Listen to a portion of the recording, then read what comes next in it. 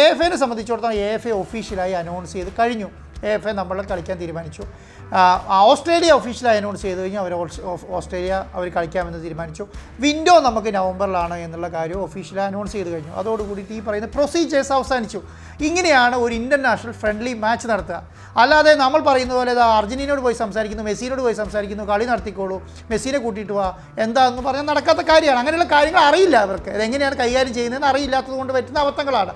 അത് നമ്മുടെ മാധ്യമങ്ങളാണ് ഇതിനെ വളച്ചൊടിച്ച്. ഓസ്ട്രേലിയ മാധ്യമങ്ങൾ എന്തോ പറഞ്ഞു, അർജൻറ്റീന മാധ്യമങ്ങൾ എന്തോ പറഞ്ഞു, ഇംഗ്ലീഷ് മാധ്യമങ്ങൾ എന്തോ പറഞ്ഞു. അതിനനുസരിച്ച് മുഴുവൻ നമ്മളോട് മറുപടി ചോദിക്കുകയും നമ്മളെ എടുത്ത് ഫേസ്ബുക്കിലായിട്ട് പൊങ്കാലിട്ടുകൊണ്ട് കാര്യമില്ല. കാരണം ഇതൊരു പ്രൊസീജിയർ നടക്കേണ്ടതാണ്. ഇതൊരു ഇൻ്റർനാഷണൽ വേൾഡ് കപ്പ്. അതിന് വേറൊരു പ്രത്യേകത കൂടെ ഞാൻ പറയാം. ഈ കളിക്ക് മാച്ചിന് പോയിൻറ്റ്സ് ഉണ്ട്. ഈ പോയിൻറ്റ്സ് ഇപ്പോൾ എനിക്ക് തോന്നുന്നു തോറ്റിട്ടുണ്ട് 2 പോയിൻ്റാണ് കിട്ടുക. തോറ്റാൽ 2 പോയിൻ്റ് കുറയും. അതുകൊണ്ട് ഞാൻ പറയുന്നത് ഓസ്ട്രേലിയ പല മത്സരങ്ങളിൽ തോറ്റത് കൊണ്ടാണ് അവർ 3ാമത്തെ റാങ്കിങ്ങിലേക്ക് പോയത്. ഫ്രണ്ട്ലി മാച്ചിലാണ് കേട്ടോ. പല റാങ്കിങ്ങുകളും തോക്കുന്നുണ്ട്. അപ്പം ജയിച്ചാൽ അവർക്ക് 2 പോയിൻ്റ് കിട്ടുകയും ചെയ്യും.